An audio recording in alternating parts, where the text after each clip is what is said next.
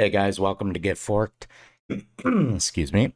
Today, um, I'm gonna look at a few of my games. I'm the closest I've ever been getting to 1,000. I'm at 976, so we'll look at the games I played today, just kind of go over them and see how it's going. I'm learning as I'm getting higher in rank. People obviously are getting better, and being good at end games, which is what I'm going to show today in at least one of my games, uh, is ever more important because it seems to me the higher you get, the more often maybe you get to an end game. Let me move this way. It looks a little loud there.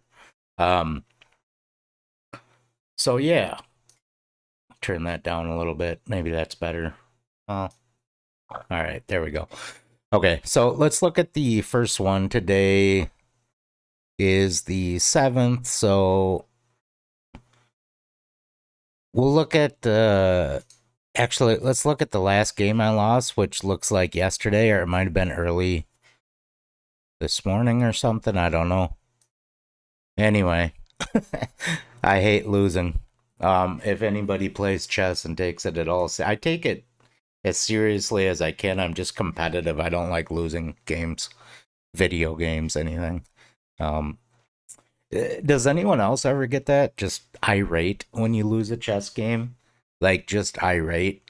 um then you have to kind of reel yourself in. So here I'm playing the London like I normally do, and this is an average opening I get for the London a lot of the times, and it blocks in this bishop. A lot of the times this bishop wants to come out and check me here, especially after I move this, so it pins the knight to the queen.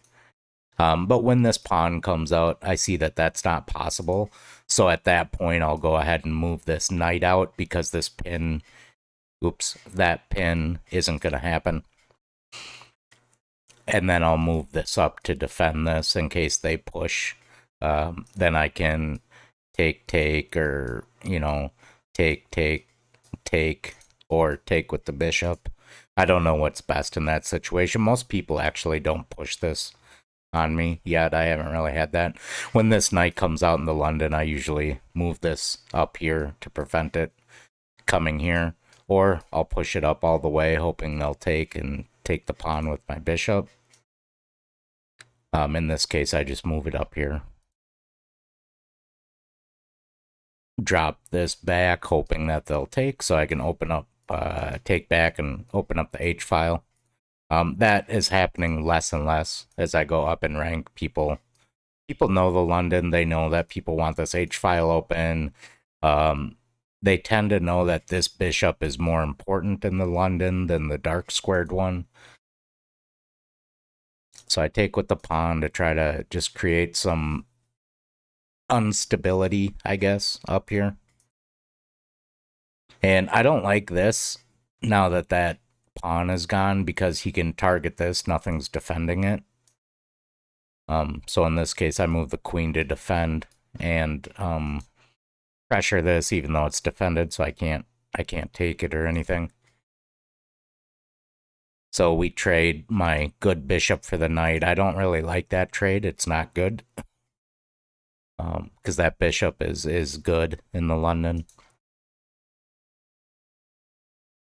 So here we have a big trade. Finally open up the H file, although I'm down pieces. I don't have a ton at this point to attack with.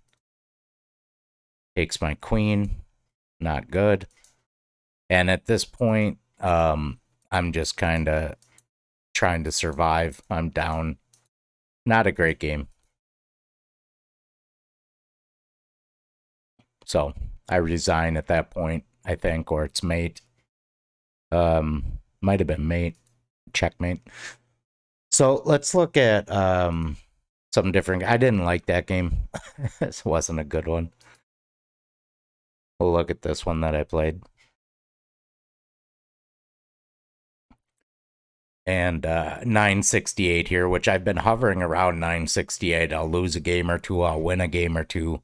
I've been hovering around this 968 to 970 or so for a few days now on my climb to 1,000, which I'm trying to get to.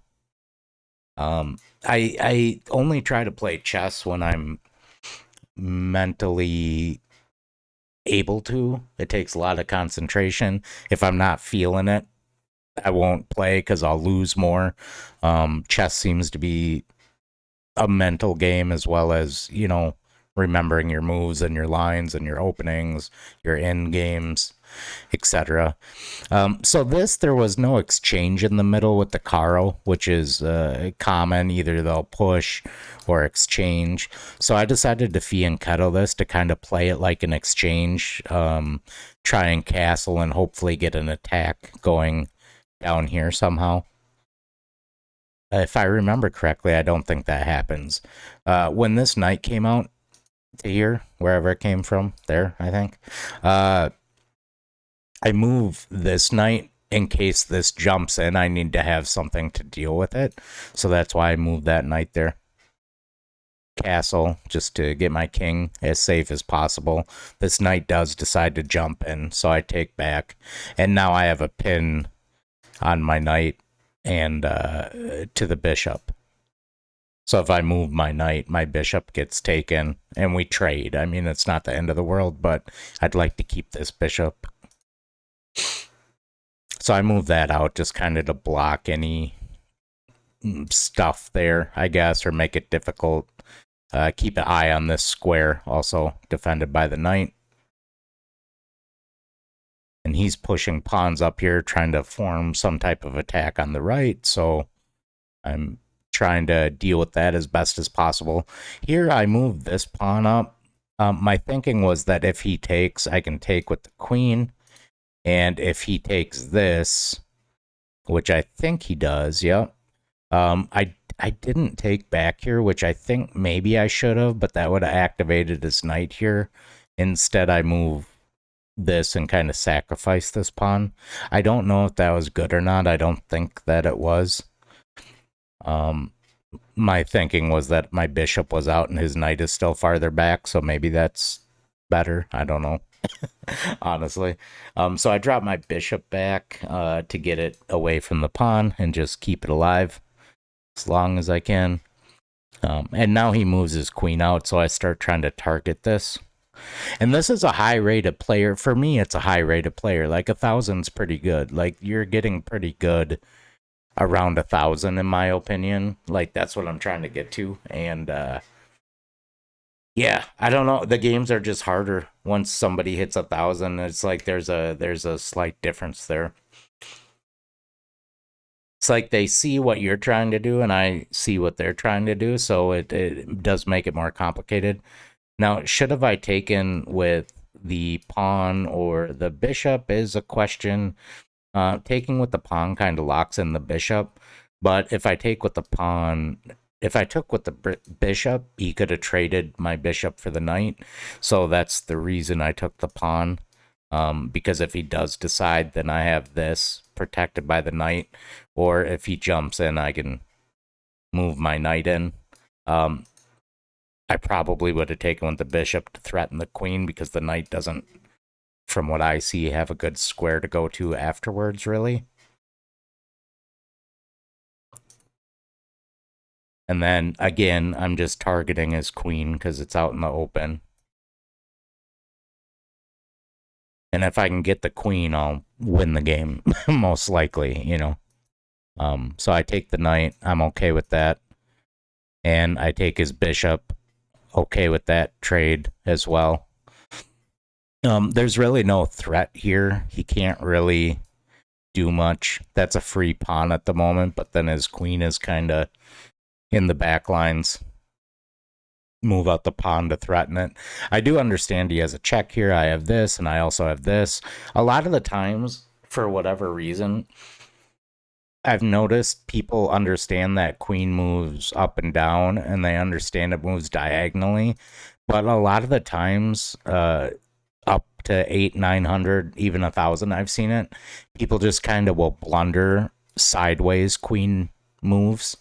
So that's another reason why I move that up in case he moves here. I can take like this if this bishop gets out of the way. So he checks, come in with the bishop, defended by the queen, so now it's pretty obvious. I mean, it should be obvious before, but like I said, I don't know. Some people just have blind spots with queen moving sideways. I get blunders like that. I don't know, and I've blundered like that quite a bit. So I bring up the rook here. This is interesting. So he has to move his queen, and I'm targeting this pawn with 2 pieces. And when he moves his queen, I wanted my rook on the second rank, I guess. So that's why I took with the rook instead of the bishop. I didn't really see a huge difference. I just thought it was better to take with the rook. Then it gets targeted. I take just a trade off. This isn't good, though. I didn't really see this because now my rook is kind of stuck a little bit. Nothing's defending it. And this queen has a check here, which isn't a real threat, but it's a forcing move and could lead to stuff I don't like. I don't like being checked and having forcing moves on me. So I bring the rook down and let him do this check. And I just move it over, move it back, you know. And then I block, interpose, it's called, I guess, with the rook. Which I also, after I did it, was like, should have I done that or just move my king? Because he can bring this down and get some type of back rank check, right? And I have nothing on the back rank to defend right now, which would be another forcing move. So we do a rook trade here. I don't know if he thought I was going to take that or not, but I did. And I knew that he was coming down here. So I preemptively moved that out of the way so there's no check. He comes here attacking my queen, and this is where I win the game.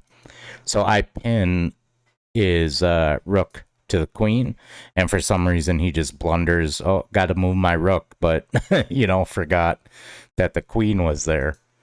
So I was targeting his queen most of the game, you know, with obvious stuff. And that was pretty obvious too, but it's just like, I don't know, you just blunder stuff. Even at 1,000, blunder a queen when the, you know, it's right there. It's in your face.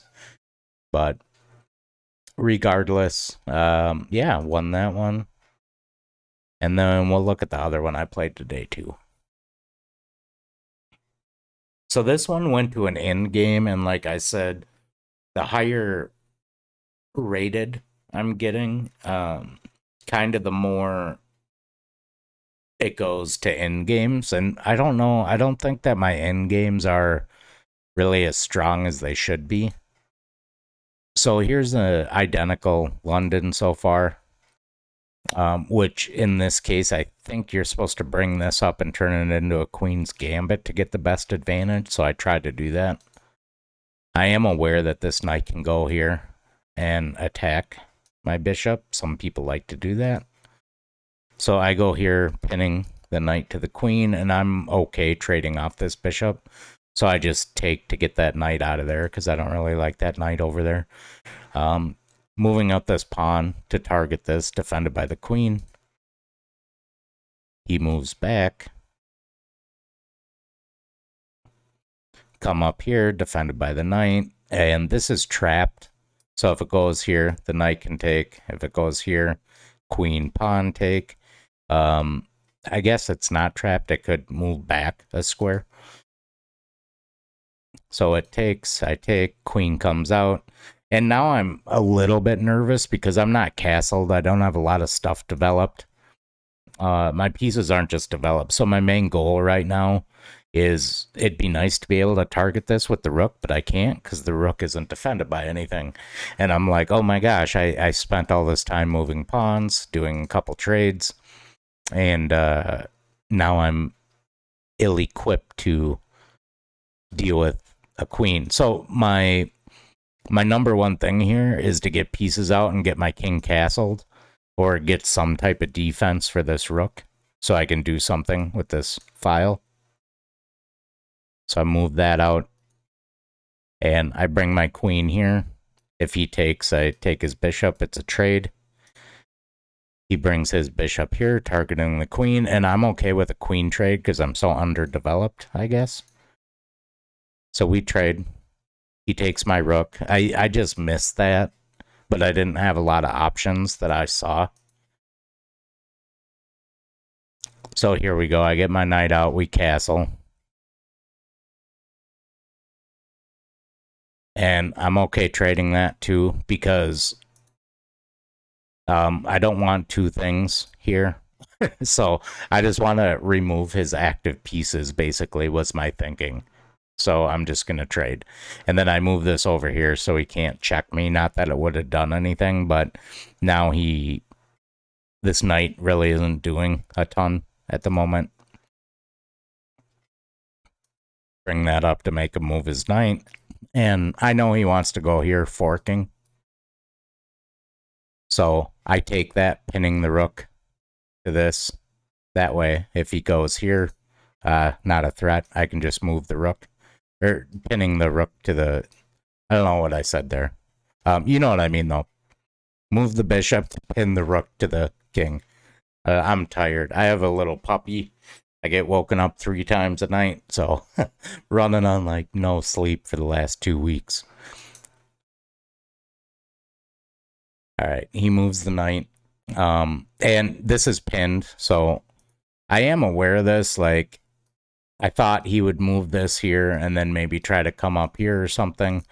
But when he moves this, that's pinned. It can't move. And I decide to take with the rook instead of the bishop, even though that's check, because this is a discovered check, and I figured I would get more in his face and try to do some forcing stuff. He moves that. So I drop back, just picking up pawns as much as I can, because I feel like this one's going to go to an end game, which it does. So I'm just trying to clean up as many pawns and make as many weaknesses as I can, as early in the game as I can. So he moves back, take another pawn, moves the king again, take another pawn. Now I'm set up for pretty good end game, I would say. So he moves that, and I check. I'm trading up because I'm up pawns, and I won those pawns a couple moves ago. I'm okay trading, and let's get this into an end game, and let me try to win that. So I take, and I'm up on material with the pawns right now. Equal, pretty much, knight versus bishop end game. And here my end games need work, I guess, right? My pawn stuff, it's to me it's the most boring to train or study or drill, but I do some end game drills and pawn drills. So check. I'm bringing up this pawn to reinforce and move like that. And I don't necessarily think I'm going to make a queen here. I move this out of the way just to make stuff simpler. It's still defending the same squares for the most part, just not that one.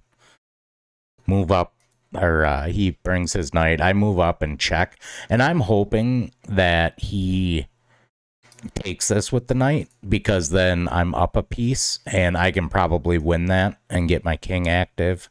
And he does decide to do that. So I'm actually down a pawn right now for a short time, but I'm going to target this and I'm going to get my king immediately active and come take this. And I do. And now it's a question of, I got 2-on-1 here. His king is fairly close, right? And then I have this single pawn over here, 1 versus 2, with a bishop and stuff. So wherever his king goes, I'm thinking, like, if his king starts going over here, maybe I'll try to get him focused over here and then take a pawn here. So he starts moving that direction, and I start bringing up my king, and then I take this pawn. So now it's a 1-on-1. So this is not a threat anymore.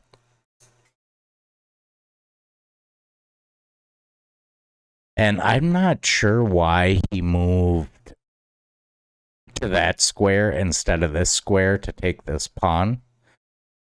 Or I guess he couldn't because the bishop. That's why. So yeah, I'm blocking him out, trying to get some initiative, trying to get a queen made basically, and keep my bishop alive. Right now, I got my king here, so my bishop is safe, and that moves up. Not really a threat. I'm just gonna leave that, and he has to take or push. Either is bad because if he pushes, I move up with check, defended by the king. And if he takes, I take, move up with check, defended by the king. Kind of the same thing. So that happens in exchange, and I just push up very slowly. And I'm thinking through this, and I'm not even looking at the time. He has only 32 seconds. I have 4 minutes. So, or he or she, I don't know if it's a guy or a girl, but the opponent. Bring up check. And I'm just trying to make forcing moves and get as much space so I can make sure that this gets to a queen that stays a queen. And that's the move right there that does it. Now this pawn is protected, can't be taken. The only thing I have to worry about is a stalemate here. He does have this pawn move though, but if he were to move that and then I take, a stalemate could be possible. I would have had to think for longer. And I don't care that he takes the bishop, obviously. I have a queen. Come down here, pick up the pawn, and that's it. They resigned or ran out of time, I guess. Ran out of time, probably. And yeah, that was the last game for today. So I'm at 976. I'm gonna play a couple more. We'll see how it goes, and we'll go from there. But thanks for watching, and hopefully I'll be at 1,000 soon. I hope. Anyway, have a good day, guys.